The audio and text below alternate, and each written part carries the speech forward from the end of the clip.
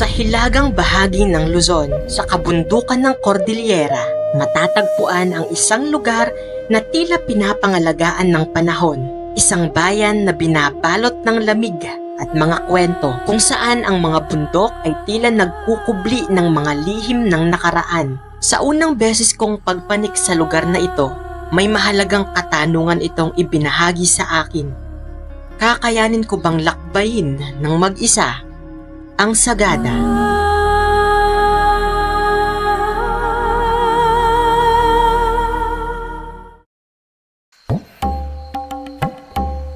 Tahimik na lansangan ng Sagada ang bumati sa akin sa unang araw ko rito. So nandito na tayo sa third episode ng ating mag-isa series. Ngayong araw naman ay nasa Sagada tayo. Sagada, ang tahimik sa Sagada. Sobrang peaceful. Kumbaga parang hindi mo ma-figure out into words yung kung gaano kapayapa dito. Kung first time mo sa Sagada, ang pinakaunang gagawin mo dito pagkababa mo ng sinasakyan mong bus is dumiretso sa tourism office ng Sagada. Mag-fill out ka ng mga information mo, na other details, ganyan. Then magbabayad ka ng 100 pesos for environmental fee. Then yun, ready to go ka na. Bago ang opisyal na paglalakbay sa Sagada, sistema na ang pagpunta sa kanilang tourism center para magrehistro at magbayad ng environmental fee. Sa tourism center, malalaman mo rin ang mga paalala patungkol sa Sagada, mula sa mga atraksyon na pwede mong puntahan ng mag-isa at mga lugar na kailangang may tourist guide ka na kasama. Matapos ang mabilis na briefing sa tourism center, naglakad na ako papunta sa tutuluyan ko sa loob ng 3 araw sa Sagada. Kaunting lakad lang mula sa town proper, babati na agad sa'yo ang Lodge Labanet. Mula sa pusod ng Sagada, mahahanap ang masasabi kong affordable at solo traveler friendly na panuluyan dito. Ito ang Lodge Labanet. 800 pesos per night na accommodation dito sa Sagada. Tara, samahan niyo ako at i-room tour ko kayo dito sa aking 800 pesos per night na accommodation. Sa unang impresyon ko sa lugar, naramdaman ko agad ang homey vibes nito. Sa kanilang lobby pa lang, makikita mo na agad ang samot-saring mga libro. Tahimik ang lugar. Friendly din ang mga staff nila rito. Nasabi kong solo traveler friendly ang lugar na ito dahil bukod sa 800 pesos lang ang kada gabi rito, may kwarto sila na idinisenyo para sa mga mag-isang nagtatravel gaya ko. Siyempre pagpasok mo nandiyan na yung bed. Meron na tayong mirror dito. Hello. Ayan na yung bintana. Binuksan ko lang. May table tayo dito. Yung mga food nyo, kung magluluto, kung magbabaon kayo. Meron na ring tuwalya. Although parang wala yatang naibigay ng mga toiletries. Pero buti na nagdala ako. May sarili ka ng CR. Ito yung CR. Meron ka ng hot and cold shower. At ang pinaka nagustuhan ko dito, meron siyang balkonahe. So ito yung view sa aking balkonahe. At ang pinaka nag-enjoy ako sa pagtuloy ko rito ay ang balkonahe nito na kung saan tanaw mo ang berdeng kapaligiran at malalapit na atraksyon ng Sagada gaya ng Eco Valley at St. Mary's Episcopal Church na atin ding didiskubrehin sa bidyong ito. Kaya perfectong place na to kung gusto mong mag-chill, the same time uminom ng kape or hot chocolate. Peaceful, napaka-relaxing. Masarap magmuni-muni, magpalipas ng oras at mag-relax sa spot na ito ng Lodge Labanet.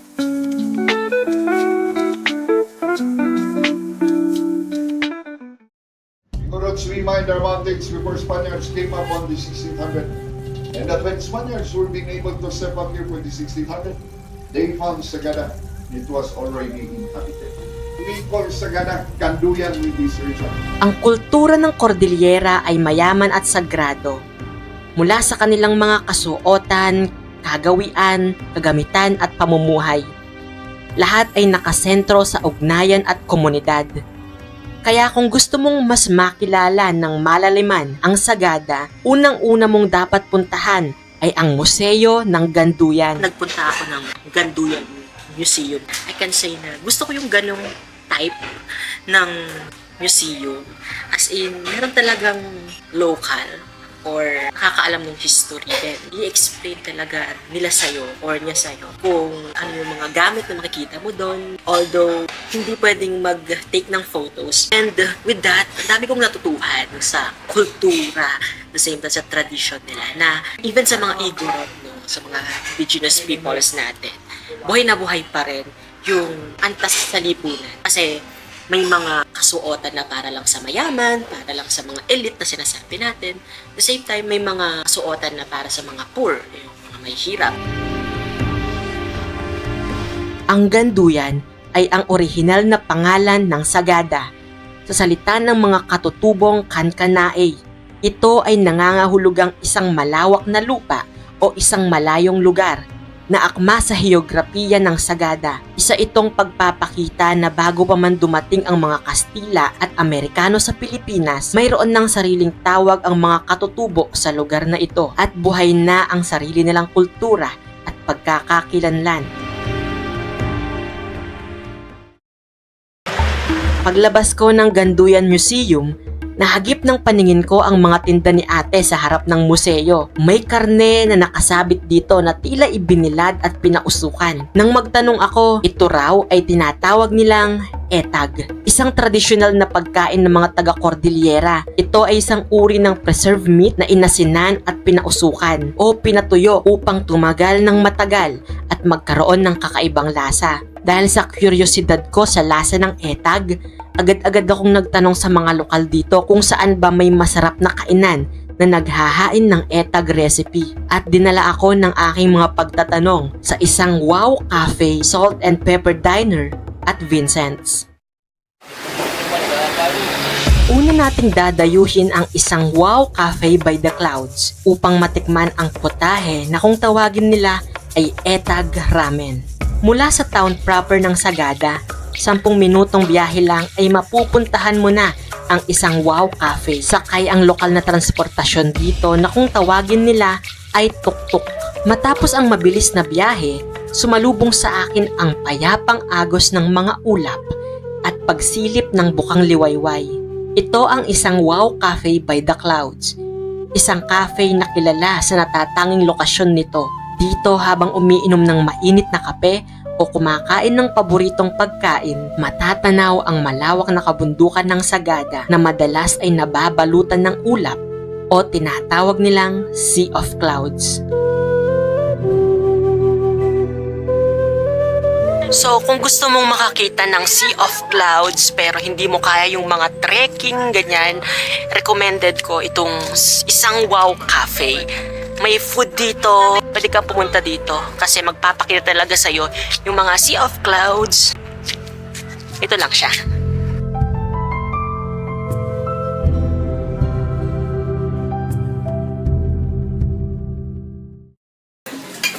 Matapos mamangha sa nakabibighaning tanawin, sinubukan ko naman ang isa sa ipinagmamalaki nilang pagkain dito, ang etag ramen. Swak sa malamig na umaga ang mainit-init na sabaw nito. Malalasahan mo ang savory na lasa na may kaunting alat at smoky flavor. Mas lalong pinasarap ng etag ang ramen na may lasa na tila kahawig ng bacon. Samahan mo pa ng payapang tanawin. Tiyak na hindi lang tiyan ang mabubusog sa'yo. Agahan na lamang ang pagpunta rito dahil mabilis mapuno ang lugar ng mga turistang gusto ring makita ang ganda ng Sagada. Kung potahe na may local twist ang hanap mo, matatagpuan mo ito sa Salt and Pepper Diner. Kaunting lakad lang mula sa Lodge Labanet, mararating mo na ang Salt and Pepper Diner. Dahil nasa mission pa rin tayo na tikman ang iba't ibang etag recipe sa Sagada, napukaw ang atensyon ko sa kanilang sisig etag. Pasok kaya ito sa Kapampangan palette ko? Kakaiba ang lasa nito. Mas nangingibabaw ang smoky na flavor at alat na may sipa ng anghang mula sa sili. Sa unang tikim ay maaring manibago ka, ngunit paglaon ay hahanapin na rin ng iyong panlasa ang kakaibang sarap nito.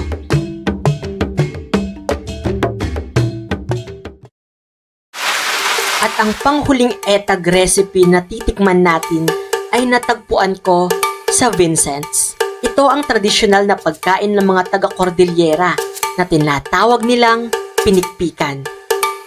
So, local must try naman tayo for today's video. Medyo paambon-ambon na dito sa may Sagada. And nagtanong kasi ako dun sa nasakyan kong tuk-tuk last time ng mga favorite at recommended niyang food hub resto dito sa may Sagada. And ang naalala kong sinabi niya ay try ko daw itong Vincent's.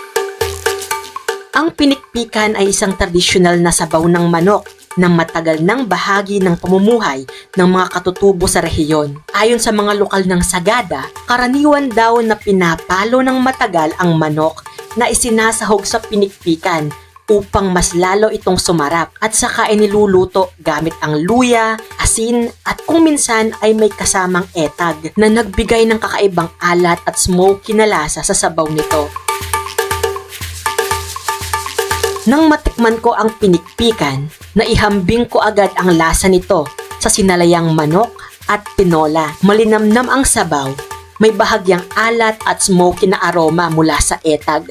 Isa itong simpleng pagkain na ang sangkap ay nagmula sa natatanging tradisyon at kultura ng Sagada.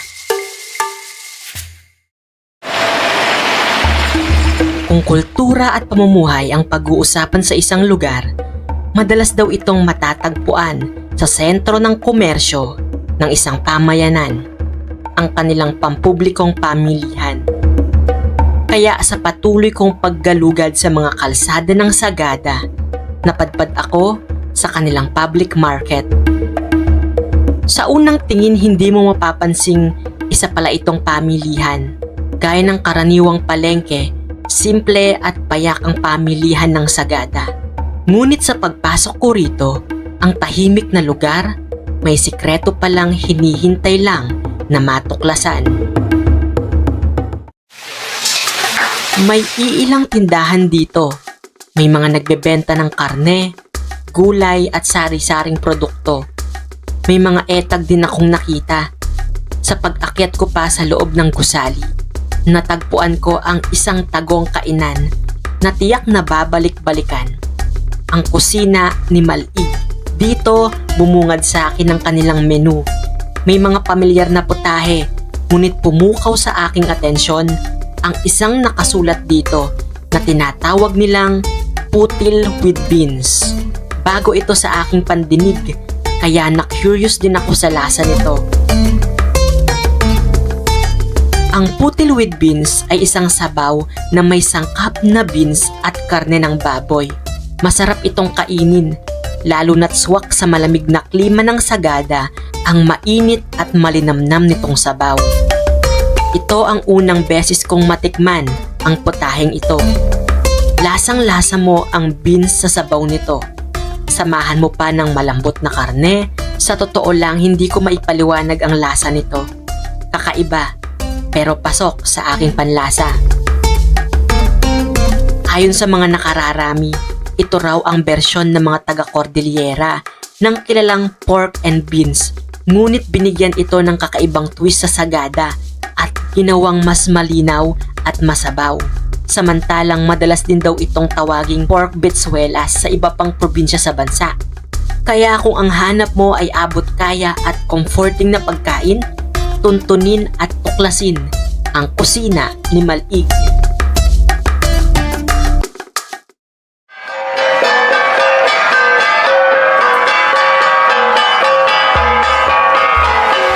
Matapos ang pagtikim sa samot-saring lasa ng Sagada, sinubukan ko namang tuklasin ang mas malalim nitong kwento, ang tradisyon at kulturang matagal nang bumubuo sa pagkakakilanlan ng lugar. Ilang hakbang lang mula sa Lodge Labanet, matatagpuan ang tanggapan ng SEGA o ang Sagada Environmental Guides Association. Dito sa Sagada, hindi basta-basta ang paglalakbay. Bahagi na ng patakaran ang pagkuha ng mga lokal na tourist guide, hindi lamang upang may magturo ng daan, kundi upang masiguro ang kaligtasan at tamang paggalang sa mga lugar na pinupuntahan. Ngunit, gaya ng maraming bagay, walang kasiguraduhan ang aking pag-asa. Pinayuhan nila akong iwan ng aking mga detalye Isang simpleng hakbang kapalit ng posibilidad na may makasabay o mas kilala bilang isang joiner sa aking paglalakbay.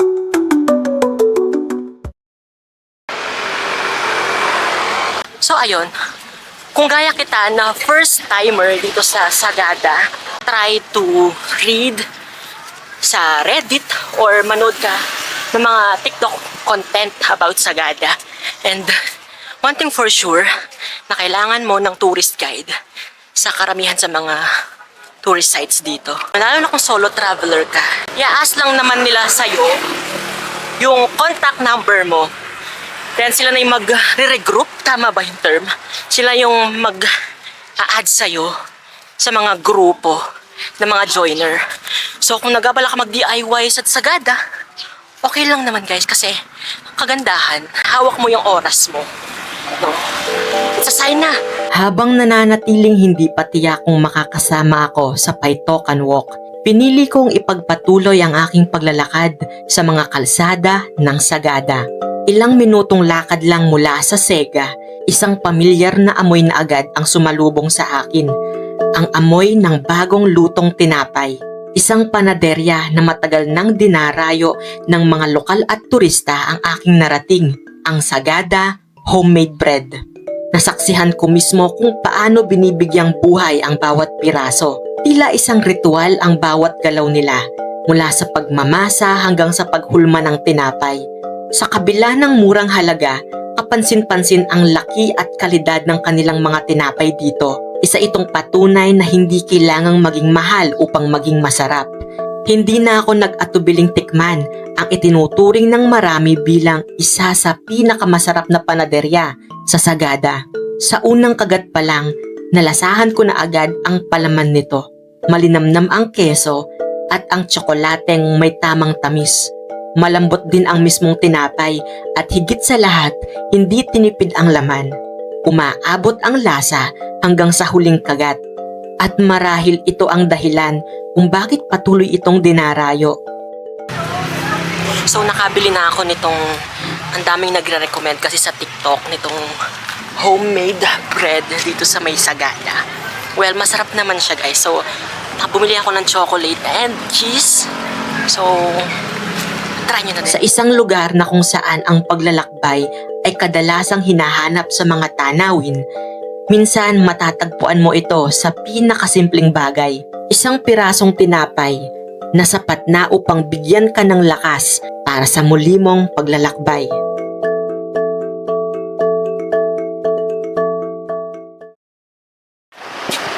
Sa kabila ng modernong panahon, kahanga-hanga ang mga lugar na napapanatili ang kanilang tradisyon sa napakahabang panahon.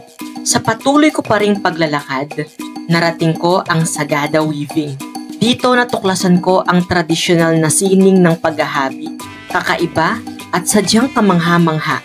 Eksperto kung kumilos ang kanilang mga kamay, maingat na bumubuo ng mga telang nagiging kasuotan, na pagtanto ko, walang modernong kagamitan ang makakapantay sa husay ng likhang kamay ng mga katutubo ng Sagada. Buhay na buhay talaga yung norms, culture ng mga taga-Sagada, no? Dahil up until today, napapanatili pa rin nila yung mga traditional way of weaving nila. Well, napansin natin puro mga may edad na talaga yung mga nag-weaving. Nakakatuwa lang na live kung nakita kung paano sila manahe. And good thing yun, no? May mga bagong henerasyon na parang magtutuloy ng mga tradisyonal na paraan nila ng, of course, ng mga pananahe. Isang mahalagang mensahe ang kanilang ipinapakita sa mundo na sa bawat hibla ng tela, inahabi ng mga kababaihan ng Sagada ang kanilang natatanging tradisyon upang ito'y maipamana pa sa susunod na henerasyon. Matapos ang paglalakbay ko sa mga sulok ng Sagada, nakatanggap ako ng tawag mula sa Sega. Nakahanap daw sila ng mga grupo na pwede akong makasama.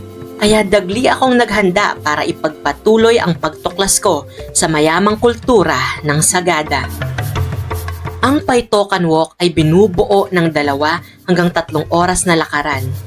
Dito mapupuntahan mo ang makasaysayan at tradisyonal na lugar sa Sagada, gaya ng St. Mary's the Virgin Episcopal Church, Mission Compound Cemetery, Echo Valley, Bao-Eng Local Coffee Farm at ang Hanging Coffins. Nagsimula ang Paitokan Walk sa St. Mary's Episcopal Church, isa sa pinakamatandang simbahan sa Pilipinas na itinatag ng misyonerong Amerikano na si John Stanton kasama ang kanyang asawa noong 1904 sa layuning ipalaganap ang Kristyanismo sa mga lokal ng Sagada. So parang sinasabing ito yung kauna-unahang Christian church dito sa may Sagada. Ang St. Mary's the Virgin Episcopal Church ay nananatiling simbolo ng pamana ng Sagada, kung saan ang mga tradisyon ng Cordillera ay sabay na umiiral kasama ng pananampalatayang Kristiyano.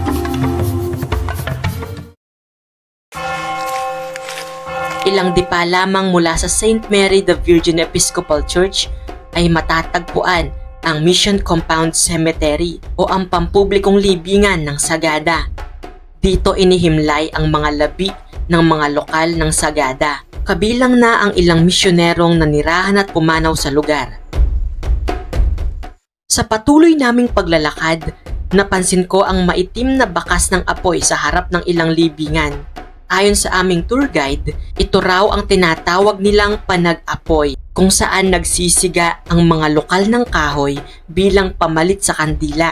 Isa na raw itong matagal ng kaugalian mula pa noong panahong hindi pa laganap ang paggamit ng kandila.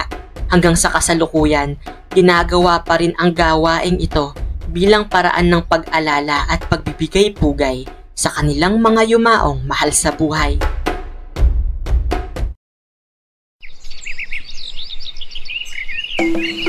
Sa gitna naman ng matatayog na puno at tahimik na mga bangin, matatagpuan ang Echo Valley, isang tanyag na destinasyon para sa mga turista.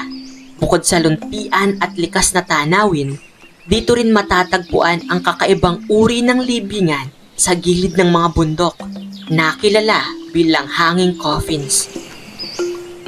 So huwag kayong malito guys.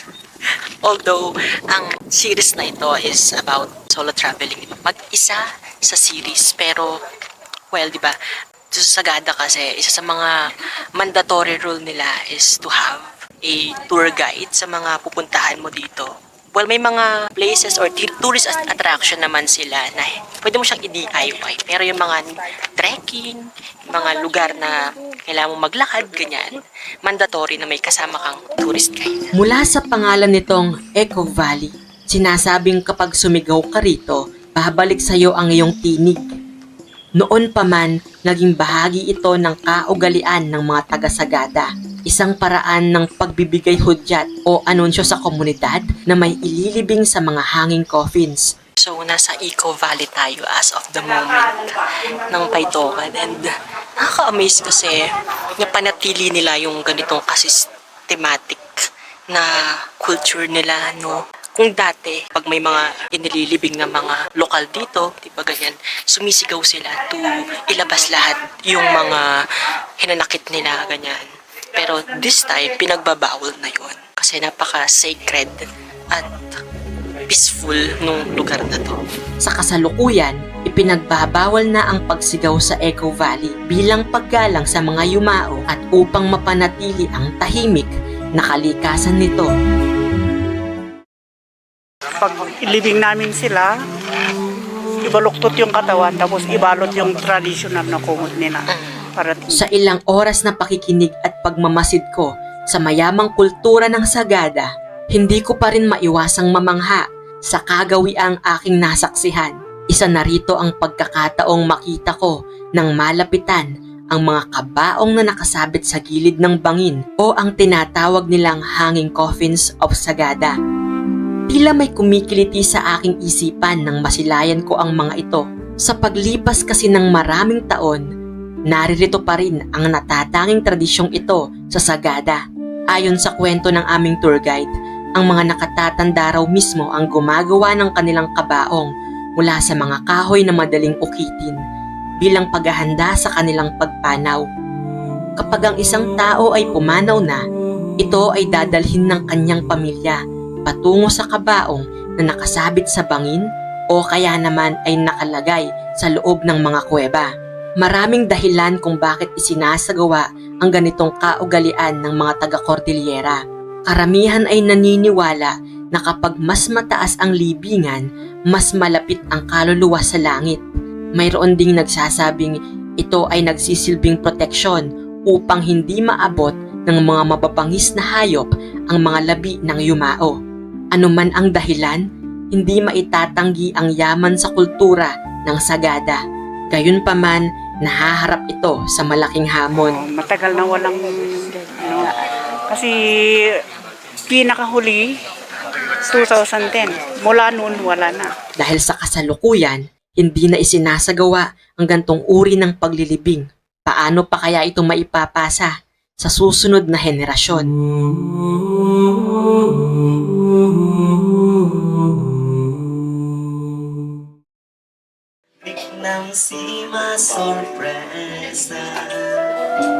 Dala-dala ang mabigat na tanong sa aking isipan.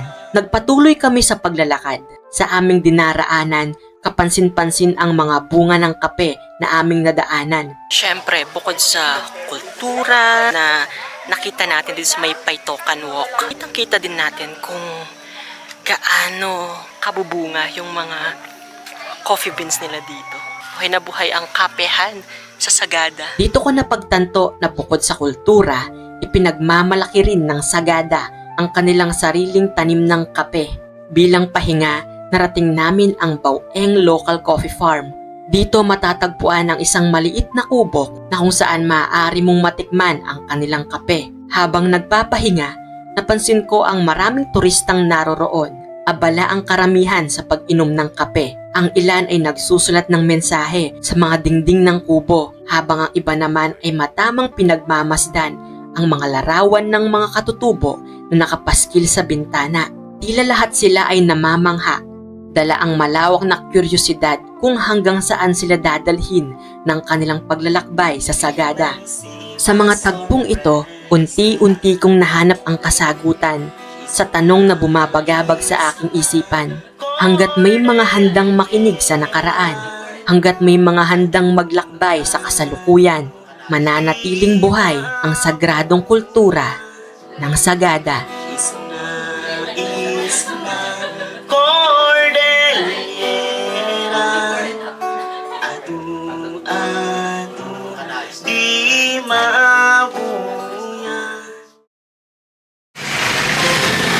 Matapos ang mahaba-habang paglalakad, tinungo ko naman ang Yogurt House.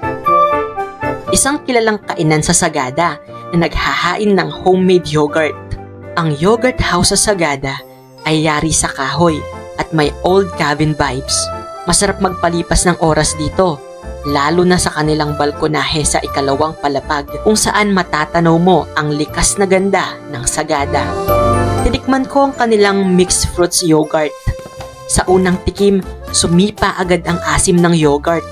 Ngunit kapag sinamahan na ng mga prutas, nagiging balanse ang tamis at asim nito.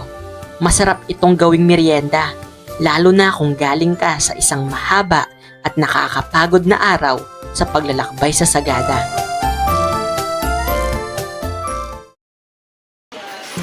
Hindi matatapos ang ating pag-iisa sa Sagada kung hindi natin matitikman ang kanilang ipinagmamalaking kape.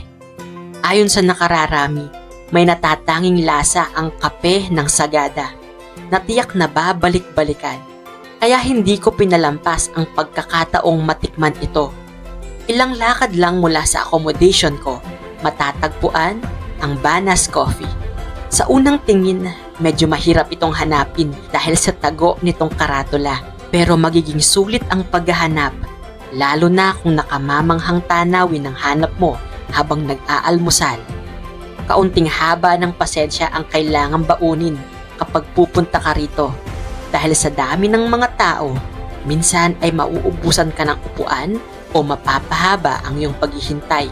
Sa kabila nito, matitikman mo pa rin ang kanilang kape. Kapag ipinares mo pa ito sa kanilang heavy meals, tiyak na hindi ka magsisisi sa Banas Coffee.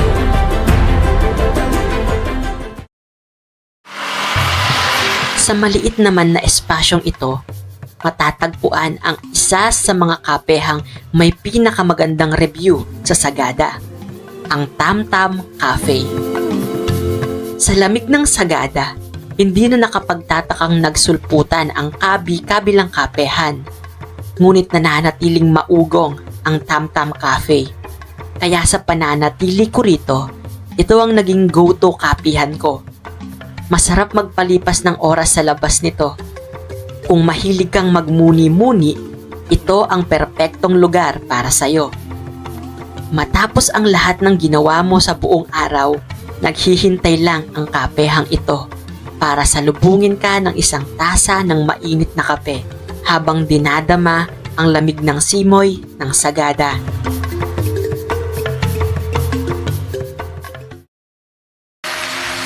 May kakaibang pakulo ang lugar na ito sa Sagada. Ang kailangan mo lang upang mapuntahan at matikman ito ay simple, katapatan. Sa huling gabi ko sa Sagada, dinayo ko ang Piitik Wines Honesty Store. Sakto sa maulang gabi ng Sagada ang pagtikim ng kanilang mga wines. Sa halagang 10 piso, matitikman mo na ang iba't ibang lasa ng wine nila rito. Ang kakaiba, walang nagbabantay sa dami ng iyong kukunin. Katapatan ang kapalit ng bawat patak. Ang galing ng system dito. Sagada Honesty Wine Bar ng Piitik Wines. Kumbaga parang konsensya mo na lang talaga yung mag-aano sa'yo. Pag sumobra ka. Like the persimmon, tsaka yung guava. Masarap ang mga wines at hindi naman gaanong nakakalasing. Kung gantong klaseng karanasan ang hinahanap mo, hindi magsisinungaling sa'yo ang Piitik Wines.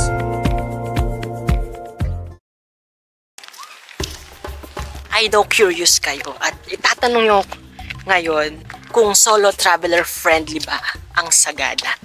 Masasabi ko lang, it's a big yes. Kasi ang daming mga solo traveler din dito. Tsaka pag nag-solo travel ka dito sa may Sagada, hindi mo po problemahin kung saan ka uupo kasi may nag-iisang upuan na laging walang nakaupo. Kumbaga parang ikaw na lang talaga yung hinihintay niya doon. Then, don't be afraid to ask kung available ba yung seat na to. Kasi doon mo malalaman na walang nakaupo doon. So, para sa'yo talaga yon. Dito sa Sagada, laging merong puwang or laging may space yung mga solo traveler. Pwede kang mag-DIY dito, pero hindi nire-recommend na mag-DIY ka sa ibang mga tourist attraction dito. Kasi need talaga na mag-avail ka ng tourist guide nila dito. At yung mga tourism agency dito, sila na yung mag-a-assist sa'yo, sila na mag-form ng group para makasama ka sa mga tourist attraction. Sila na yung mag-form ng group sa'yo para hindi mabigat yung mga babayaran mo. And magbaon lang kayo ng confidence, ng kapal ng mukha na magtanong, magbaon kayo ng maraming pera because paramihan sa mga food dito, hindi talaga mga solo traveler friendly, yung mga price nila, but justifiable naman because of ilang hours na biyahe, 5 to 6 hours if from Baguio. Tsaka kung titignan mo kasing maigi kung bakit justifiable yon. Yung daan kasi dito ay hindi biro. Alam mo yung zigzag. Diba? Maging ready lang ang bulsa kapag nagsagada ka. Mag-ipon para ready ka sa pag-akyat mo sa Sagada. Ang Sagada, minsan nang tinaguri ang best kept secret of the North noon. Mailap, tahimik, at tila nakatago sa yakap ng kabundukan. Ngayon, isa na itong hayag at tanyag na atraksyon na dinarayo ng libu-libong mga turista kada taon. Sa unang beses kong pagpanik dito, hindi lang tanawin ng aking natunghayan, kundi katahimikan at isang sagradong ugnayan ng tao, tradisyon at kalikasan. Sa bawat sulok, sa bawat pagkain at sa bawat dampi ng hangin, naroon ang kwento ng isang komunidad, na marunong magpahalaga sa pinanggalingan. Hindi lamang mga alaala ang pinabaon nito sa akin, kundi mga aral, ang paggalang sa kultura, ang pagpapahalaga sa likas na yaman, at ang paalala na makikita mo ang tunay na ganda ng isang lugar sa kung paano ito ingatan ng pamayanan. Dahil ang Sagada, hindi lamang destinasyon, kundi isang paanyaya na huminto, makinig, at muling kilalanin kung saan tayo nagmula. Mula sa kabundukan ng Sagada, ako si CJ Ramos. Hanggang sa muli nating pag-iisa.